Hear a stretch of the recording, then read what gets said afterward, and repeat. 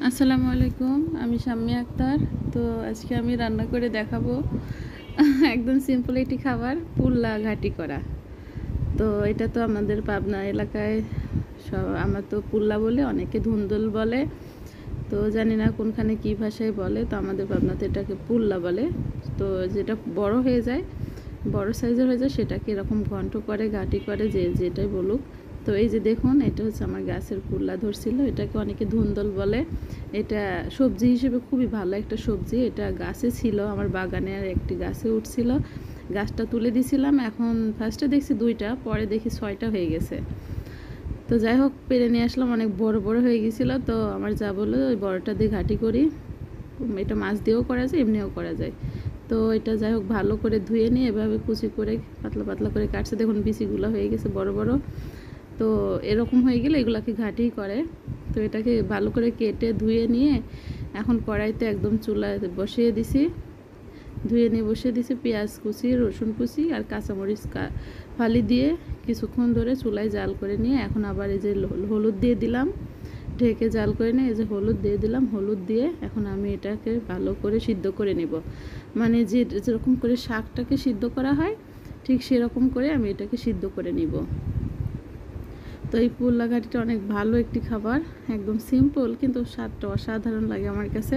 এর ভাজিও ভালো লাগে, আবার কোনো সবজির মধ্যে দিলেও আমার অনেক ভালো লাগে এটা খেতে। এটা খেলে কিন্তু পেটটা অনেক পরিষ্কার হয়। হ্যাঁ, এটা খাওয়া স্বাস্থ্যের পক্ষে অনেকে বলে, যেহেতু এটা কোনো সার বিষ দেওয়া নাই, অনেক ভালো একটি খাবার। তো দেখুন কিছুক্ষণ জ্বালানোর মধ্যে একটা একদম নরম হয়ে গেছে। ঢেকে কিছুক্ষণ ধরে জাল করে নিছি। এখানে যেহেতু পেঁয়াজ, রসুন, কাঁচামরিচ দেওয়া আছে, মশলা দেওয়া আছে, এখন শুধু এভাবে সিদ্ধ করে নিব। সিদ্ধ করতে আমি কিন্তু কোনো রকমের পানি বসাই দিইনি, পানি দিইনি এর ভিতরে। সিদ্ধ যখন দিছি তখন এমনিতেই দিছি, পোল্লা থেকে পানি ছাড়ছে। তো এটা একদম নরম সবজি, এটাতে পানি না দেওয়ার দরকার হয় না, এমনিতেই পানি বের হয়ে একদম ভরে যায়। তো এই যে সিদ্ধ হয়ে গেছে, এখন এটাকে আমি কিছুক্ষণ পর দিয়ে নামিয়ে নিব। তো এই যে নামিয়ে নিছি। নামানোর পরে এর মধ্যে একটু ধনিয়ার গুঁড়া দেওয়া হয়েছে, যেহেতু লবণ হলুদের গুঁড়া দিয়ে এটা সিদ্ধ করা হয়েছে। আর তারপরে দিয়ে দিলাম ধনিয়ার গুঁড়া, দেওয়ার পর এখন আবার তেলে দিতে হবে।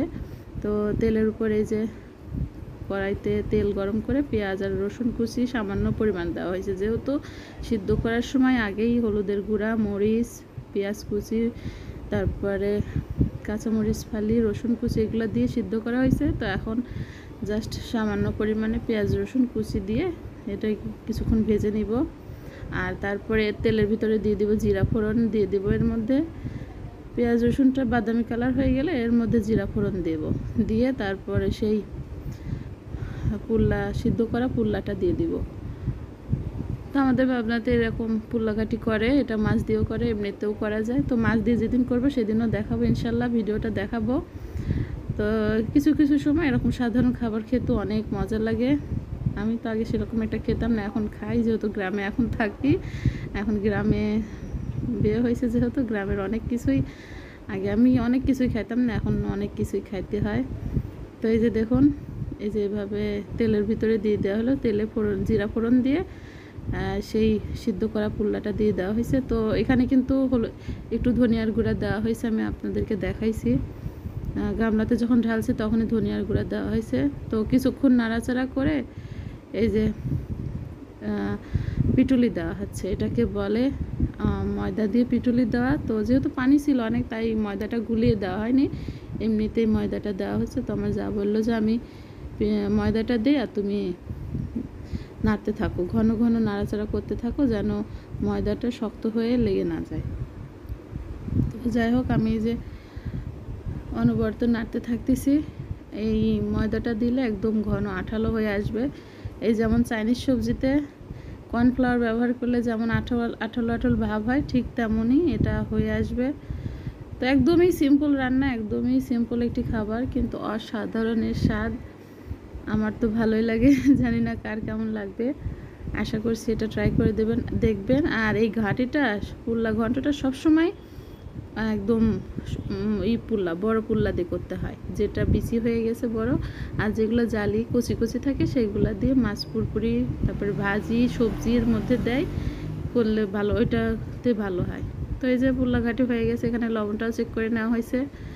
তো এই যে দেখুন ফাইনালি লুক, গরম গরম ভাতের সঙ্গে খেতে অনেক মজা, আলহামদুলিল্লাহ অনেক মজা হয়েছিল। একটু ঝালটা চড়া দিলে, লবণটা ঠিক করে দিলে আলহামদুলিল্লাহ অনেক ভালো লাগে। আমার মেয়েও খাইছে, মেয়ে ফার্স্টে খেতে চায়নি, পরে খাওয়াইছি। এর সাথে গন্ধ পাতার বড়া ছিল। তো আজকের ভিডিও এই পর্যন্তই। গ্রামীণ আর সব ভিডিও দেখতে আমার চ্যানেলের পাশে থাকবেন। ভালো লাগলে একটি সাবস্ক্রাইব করে দেবেন, একটি লাইক